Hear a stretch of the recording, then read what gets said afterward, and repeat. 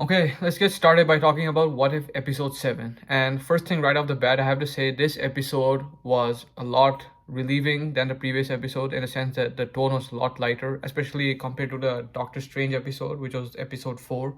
And that's because this episode is all about Thor, who would have turned out to be someone else if he wasn't raised along with Loki.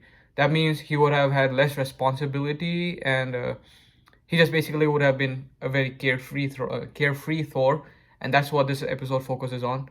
And there's nothing much like like nothing like that's really intense that goes on in this episode. It's just like really lighthearted, just entertaining, just have some fun kind of episode. So they I think they kind of like like they portray Thor in a very interesting way by showing him like how he would have like been like I said, how he would have turned out to be if he was carefree and didn't have any responsibility. He would have always been in the mood to party, and that's exactly what happens in this episode, where he goes to Earth, which in the Asgardian language they call it Midgard.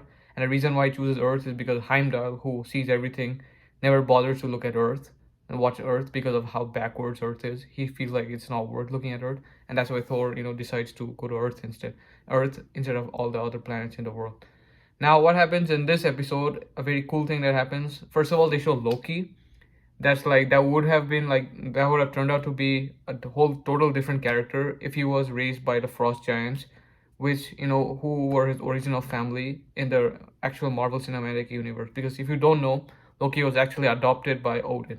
Now, if he wouldn't have been adopted by Odin, but would have been raised by his like biological family, the Frost Giants, he would have turned out to be much larger, and he would have been blue in size. I mean, blue in color and larger in size, which is exactly how he was in this episode. However, Loki and Thor still knew each other, even though they weren't raised together. Interestingly, they still knew each other in this episode, and that's like that showed a very interesting way. That showed a very interesting take on Loki of how he would have turned out to be. However, the real fun was when they had a fight between Thor and Thor, where when there was a fight between Thor and Captain Marvel, because I'm pretty sure that was always $1 million question, I guess, that who would win between Thor and Captain Marvel, and it looks like they finally answered that question in this episode. And it was fun to see how the fight went. It went on for a pretty long time, and it was fun. Like, Thor throws his hammer, Captain Marvel dodges it, the Captain Marvel punches Thor, she uses her photon blast, and then like that kind of hurts Thor. Then Thor uses his lightning, and that's where the best part was. It was pretty predictable, but it was fun to watch how Thor uses lightning to attack Captain Marvel. But then obviously Captain Marvel could absorb the energy. Therefore nothing happened to her. She was absorbing the energy peacefully without any sort of damage happening to her from Thor's lightning.